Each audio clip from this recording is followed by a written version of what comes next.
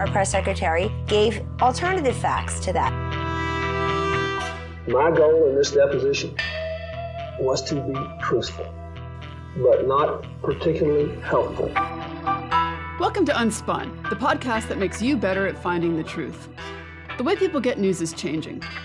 It used to be that there were many reporters who would research stories and write articles, but now politicians and famous people share information directly with you on social media and the internet. That means you find out things fast, but it's up to you to make sure the information's actually accurate. And newsmakers don't always do their part. The temptation to manipulate information is strong. They bend the truth to deceive so that they can avoid accountability, so that they can advance their agendas. When you recognize these agendas, you can sometimes find out what's real. And we're at a crossroads where anyone can share anything online, so it's important to sharpen your critical thinking skills. Finding that deception before it goes viral is pretty much a survival skill now, and we're going to do it together. Let's get unspun.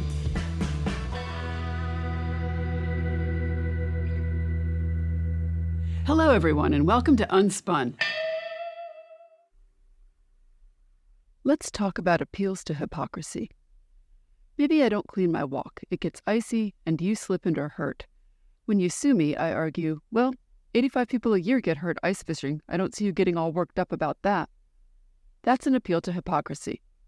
Listen to this example from a Supreme Court confirmation hearing where candidate Brett Kavanaugh addresses Senator Amy Klobuchar.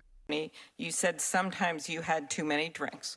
Was there ever a time when you drank so much that you couldn't remember what happened or part of what happened the night before? No, I remember what happened, and I think you've probably had beers, Senator, and so you're saying there's never been a case where you drank so much that you didn't remember what happened the night before or part of what happened? You're asking about, blackout. I don't know, have you? Could you answer the question, Judge? That's not happened. Is that your answer? Yeah, and I'm curious if you have. I have no drinking problem, Judge. Yeah, nor do I. Okay, thank you. You can hear Kavanaugh try to turn the tables on the senator, asking if she ever drank to excess. The long pauses are places where the senator was actually speechless at the candidates trying to turn the questions on her. Even if Senator Klobuchar regularly was blackout drunk, that still would not explain or justify potential behavior from the judge. The attempt to appeal to hypocrisy is a common tactic in political debates and interviews. It happens when a person tries to justify their own questionable behavior by pointing out that someone else has done the same thing or worse. The reasoning is bad, but it often succeeds at distracting from the real issue. For example, a student accused of plagiarism might defend themselves by arguing that the teacher is guilty of cheating too, so the student should not receive a 0. Even if the claim about the teacher is true, it does not make the student's plagiarism acceptable. You can often spot this when someone responds to criticism with the words, "what about?" This whataboutism redirects attention instead of providing a defense. It turns the accusation back on the accuser. It can be bad both that people get injured ice fishing and that you are hurt because of my negligence. The fact that two things can both be bad is a defining feature of an appeal to hypocrisy. So let's try to detect one in today's warm-up. Have a listen. As I prepared, I said, what is the crime? Because when you're talking about impeachment, you're talking about high crimes or misdemeanors. And I can't seem to find the crime. And honestly, no one has testified of what crime they believe the president of the United States has committed. But when we start talking about things that look like evidence, they want to act like they blind. They don't know what this is. These are our national secrets. Looks like in the to me. This looks like more evidence of our national secrets, say on a stage at Mar-a-Lago. When we're talking about somebody that's committed high crimes, it's at least indictments. Let's say 32 counts related to unauthorized retention of national security secrets, 7 counts related to obstructing the investigation, 3 false statements, 1 count of conspiracy to defraud the United States, falsifying business records, conspiracy to defraud the United States, 2 counts related to efforts to obstruct the vote certification proceedings, 1 count of conspiracy to violate civil rights, 23 counts related to forgery or false document statements, 8 counts related to soliciting, and I could go on because he's got 91 counts pending right now. But I will tell you what the president has been guilty of. He has unfortunately been guilty of loving his child unconditionally, and that is the only evidence that they have brought forward. And honestly, I hope and pray that my parents love me half as much as he loves his child. Until they find some evidence, we need to get back to the people's work, which means keeping this government open so that people don't go hungry in the streets of the United States. And I will yield. Did you hear it? Why are we talking about Biden when Trump did all these bad things? That's an appeal to hypocrisy. It's sometimes called whataboutism.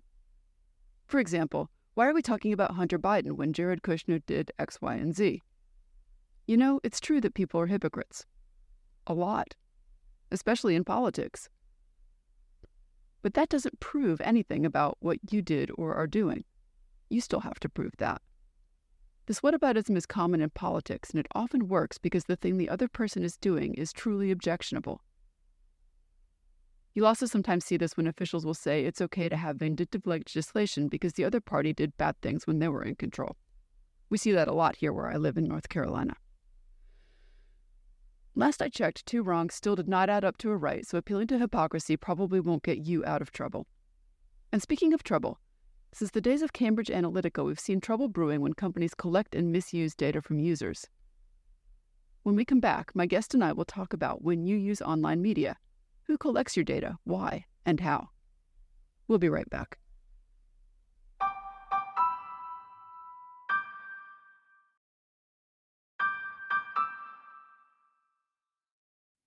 Okay, so my guest this week is William Moner. And so, William, can you please introduce yourself? Hi, Amanda. It's nice to be here. I am the Director of Customer Experience Insights for SiriusXM, and we, we're the satellite radio company, typically and traditionally, but we also own Pandora, the audio app, the internet radio app, as it used to be known, and we have also grown a great deal in podcasting itself too. So SiriusXM is becoming this audio platform for all sorts of different types of content. Oh, really interesting. Mm-hmm. So can you tell me just sort of like on the day-to-day, what kind of things do you actually do for your job? So customer experience is basically any interaction that you might have with us as a customer, if you are interested in a trial or a subscription or making changes to your account or doing something both outside or inside the app that has to do with how we look at your customer information, then that would be considered customer experience. And so what I do is I look at those audiences. I issue surveys and conduct surveys on the website, and then we partner across the organization to look at if you've called in for voice support or chat support or even technical support. We'll look at how you've interacted with us across different platforms to see, how we can make your experience better. Not you necessarily individually, although that's certainly a goal, but to improve the overall customer experience. Okay.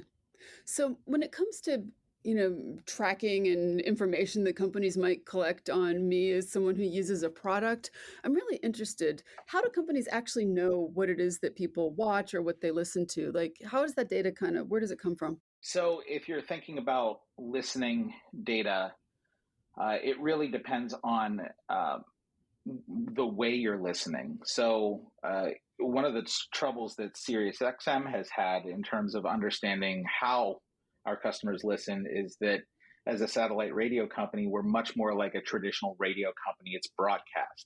So we broadcast out to receivers, and there's no data coming back to us about what you've listened to, what channels you've switched to, or anything like that. But when you use the app, then there's much more of a two-way flow of information. I almost said conversation, but it's not really a conversation. It's a two-way flow of information between what you've selected and then what we've provided to you. And then we can start to understand the trends and how people might be listening or finding information or whatever it is that they might want to do.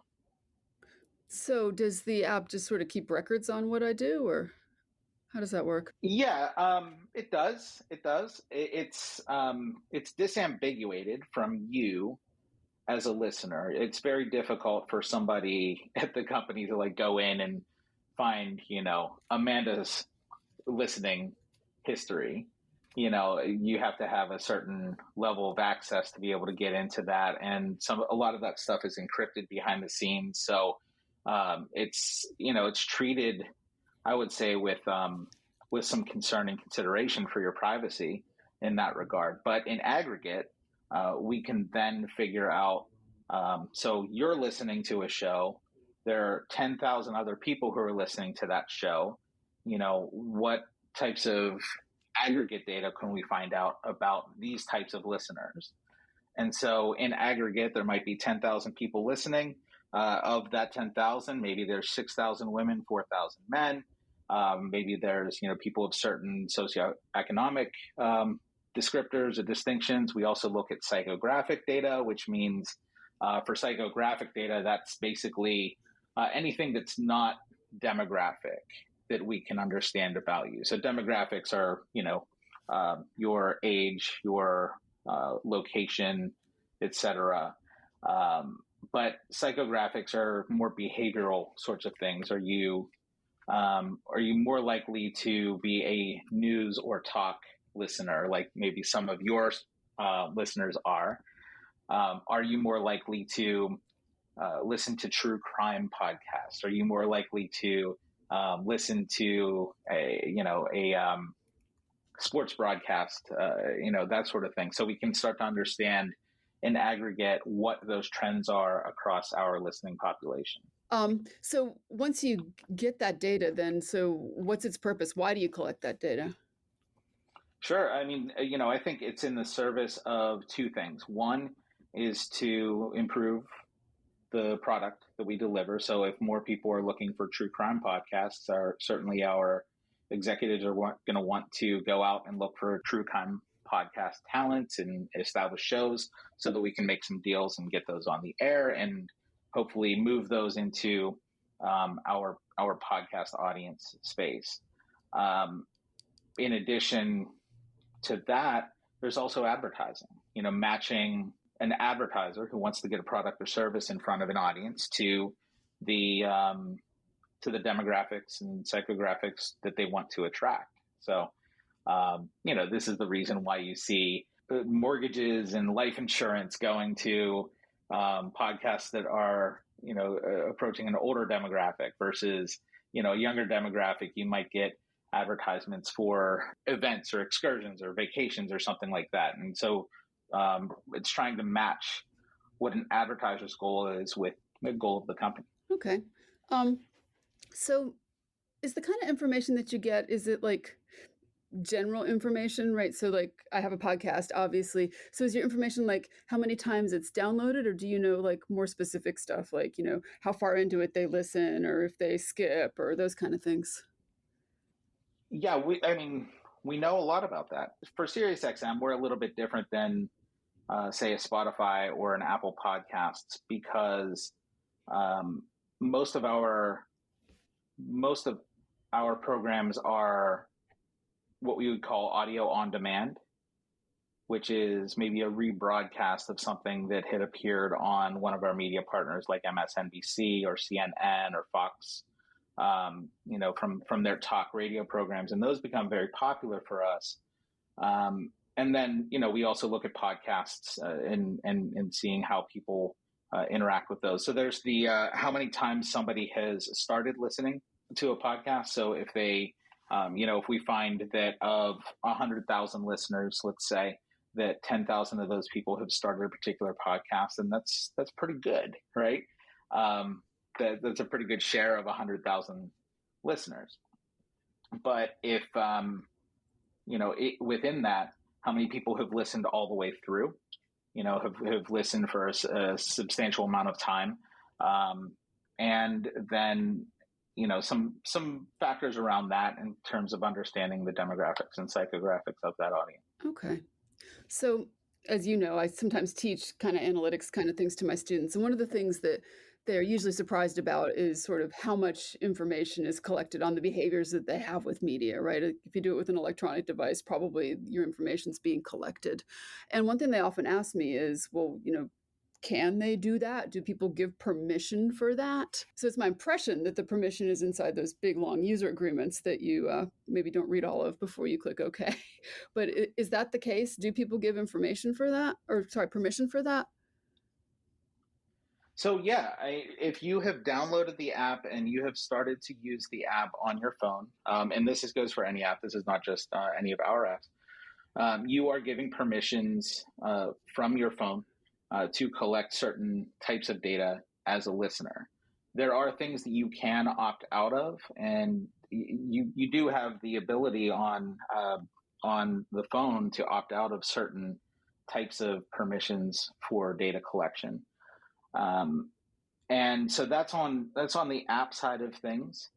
If somebody's a visitor to our website, there are, you've seen this on every website because it's a requirement. You have to put a warning up. If you're going to collect any user information on a website, you have to put a warning up whether, what people's options are for accepting cookies, right? And so if you have accepted the use of cookies on a website, generally that means that you've opted into ad tracking networks that are able to serve across multiple companies to understand your behaviors across all of these internet sites. So if you've logged into a site using Facebook as probably the most primary example, you use Facebook login on a site and you've gone to a website, you've visited that website and you accept cookies. Facebook's identifier for you is also tracking you on that website. And so then you'll start to see ads in Facebook for the products that you looked at on that website because there's some knowledge between those two sites. And that's through a third-party advertising network.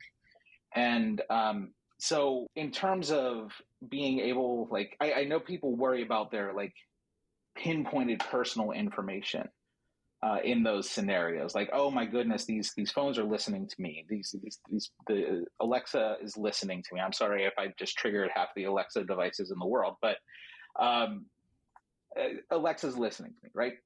So that is true, but the way the data is shared is through these aggregators that don't necessarily look at you, the person, kind of look at you, the profile, and kind of track your behaviors across those factors. So I got a couple of follow-up questions to that then. Yeah. So first of all, from an audience who might not know what a cookie is, what is a cookie? What am I giving you permission to do?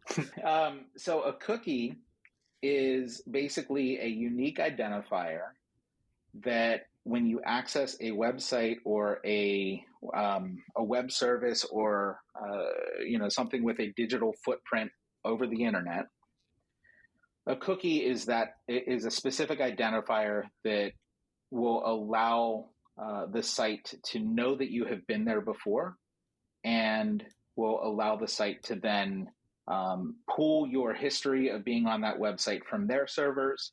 And then in terms of the different cookie types, there are several, but essentially there are different identifiers for different types of things.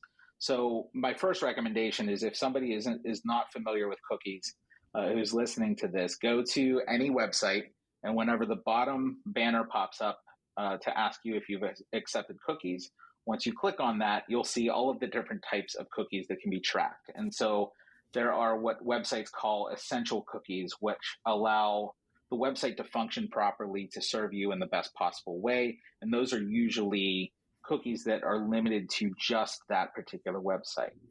The ones that I'm describing that cut across, like Facebook's cookie infrastructure, or there's a thing called a pixel that can help track across websites. It's the same basic concept as a cookie. They're called third-party trackers, and those are services that take the information that is generated by your visit to that website and then aggregate it back to a third-party system that identifies you along with other behaviors that you've you've taken on the internet. It's my understanding also a cookie is like it's a little piece of information that you're giving permission to be put on your computer so they can go look for it when they come back again. Is that a fair way to describe it? Yes. Yes. So you do have to give permission, and you can be very selective about what you do and don't receive on your browser. But when it comes to apps, there are certain safeguards that are put in place from the app stores. So like the Apple App Store and the platform on iOS, there are permissions that you can set on your phone to make sure that no apps can use those types of tracking indicators on your phone. Okay. Same thing with Google Play Store apps. You can go into your settings and change some of those settings to change app behaviors. But most people don't, and so it's a matter of what the defaults are in your particular region, and at least in the United States, the app stores are very permissive as far as what companies can gather. Yeah, so maybe I'll try to find a couple articles about that, and I'll put that in the show notes then. I think that might be interesting for people. But then I have a question for you on the other side. So if it's getting harder to get people's data, right, because they can say no on the website or because they can go in and get these, set these permissions on their phone or whatever, does that make your job harder? You would think it would make it harder if we didn't have complete information, but it, in all honesty, it really doesn't make it harder. We would love, as a company, to know every single thing about our customers. Now, as an ethical human being, I don't want to know very much at all about our customers. In fact, I often bristle whenever I see somebody who has written in the comments on a survey to contact them, and they've written their account number and their email address and all of these other things. And it's like, well, if you're giving me that information just in an open form on a survey, that means that you're not being very safe with the information you're providing on the internet. So that makes me bristle, and that makes me concerned because, once those bits of information are in plain text, they're not encrypted, they're not being safeguarded, and companies are not held to, their feet are not being held to the fire in terms of regulating and safeguarding privacy with that information. That's whenever I get really concerned. So I don't want to see it. I know my coworkers are, especially anybody who processes credit card payments or anything like that, any third party. Well, we don't want any of that stuff to go out to third parties. So we have to be very disciplined about what information we can use and share in aggregate, because if we share too much, then we're not only liable for that, we are not acting ethically with that data. Okay. So there are some ethics for the field then. I should hope so. Okay. So I have another question then. Do the things that someone watches or listens to affect what they see next? Well, yes. To be honest with you, that's what Pandora as a radio service started as. If you're listening to a song and you click thumbs up on a song on Pandora, it recommends you a song that fits nicely with that song that you hit thumbs up on, right? And that's, at its very basic, that's the type of functionality that algorithmic systems are looking for. It's being able to recommend something based on a previous action that a user has taken. So yes, absolutely. And is it optimal? Probably not. I'm sure we've all had those moments where we're like, this is not at all what I wanted to listen to, or this is not what I wanted to read or see or anything like that. But is it better than, in terms of Pandora radio, is it better than a DJ somewhere picking a song that we're not going to like afterwards and then we have to change the channel, right? That's how far do you want to go with that in terms of optimizing those systems? So But yes, the algorithms will recommend things, and sometimes we will get it right, and sometimes we'll get it wrong. Do you think that the tracking and the determining what you get from what is tracked is good for society? That is a very challenging question to answer. I probably would either be the most evil mastermind if I knew the answer to that question, or be able to solve all the world's problems. I don't know the answer. There's a danger to allowing algorithms to make decisions on humans' behalf, right? Because as we get deeper into machines that learn, so artificial intelligence, machine learning, large language models, LLMs, these are the things that OpenAI and ChatGPT are based on. These things that aggregate a whole bunch of information and put them all into one place, and then train a machine to respond in a certain way. There's a danger if you're allowing too much information in that has not been vetted or has not been run through what we might consider a reliable source, right? So this is, there have been companies that have seen ill effects of this already.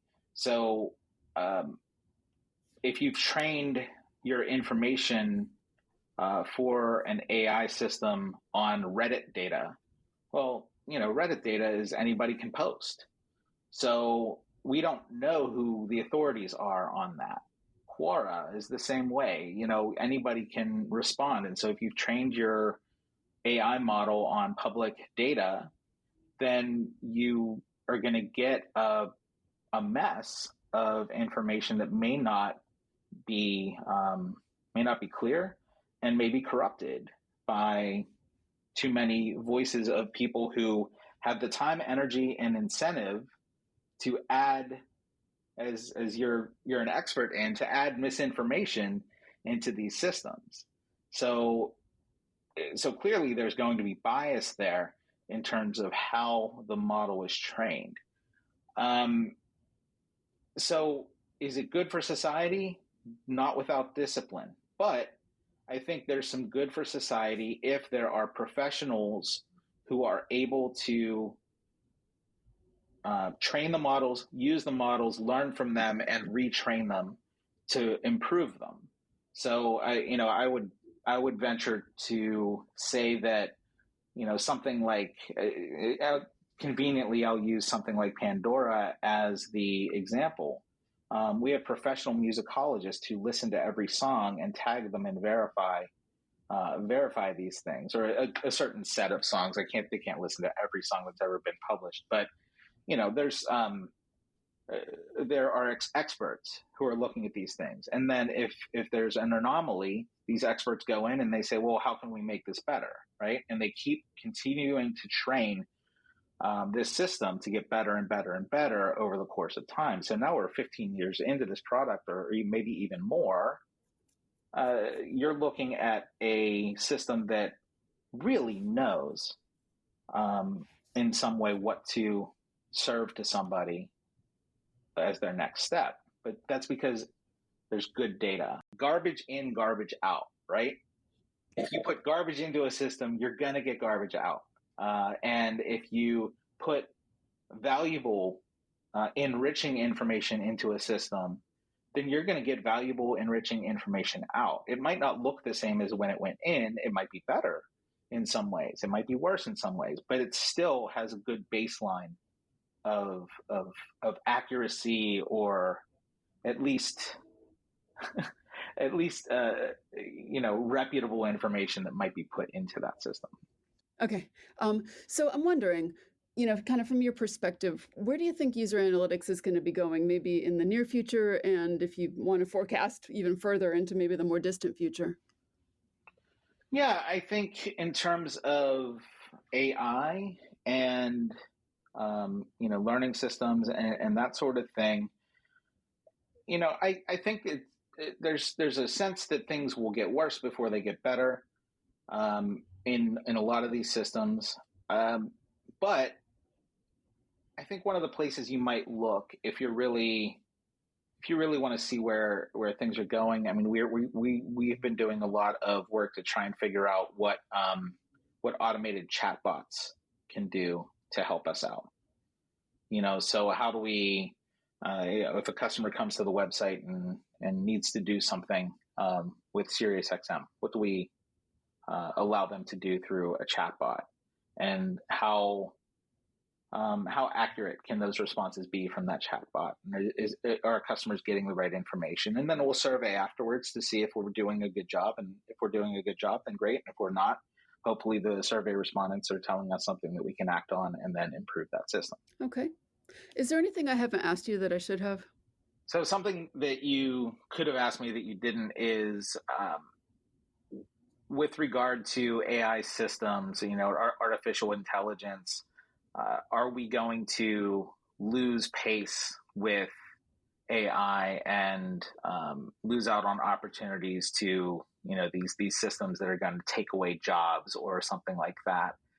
And I think there's always this idea that there will be fear around new machines coming into place. But I can say with fair certainty that any new machine that has ever been invented has always made more jobs than it ever intended to take away.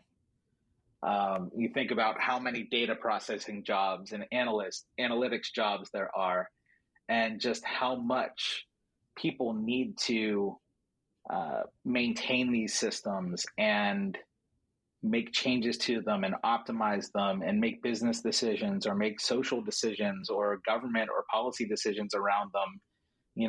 Machines are here to make our lives easier in some ways, but they certainly do cause a lot of problems and unintended consequences down the road. So AI is not taking jobs. AI might actually be the ultimate job creation machine when it comes down to it. Well, William Moner, thank you so much for joining me on UnSpun this week, and I hope you have a wonderful day. All right. Thank you, Amanda. It was great. Thanks for getting UnSpun with me this week. UnSpun is a production of me, Amanda Sturgill, and is a proud member of the MSW Media family of podcasts. Send me your thoughts and ideas about trickery in the news on Gmail at TheUnspunPodcast@gmail.com. I even write back. And find this episode's show notes and more information at TheUnspunPodcast.substack.com. Want to learn more and get smarter? Check out my book, Detecting Deception: Tools to Fight Fake News, which is available on Amazon or your favorite online bookseller. And until next time, stay sharp, everyone.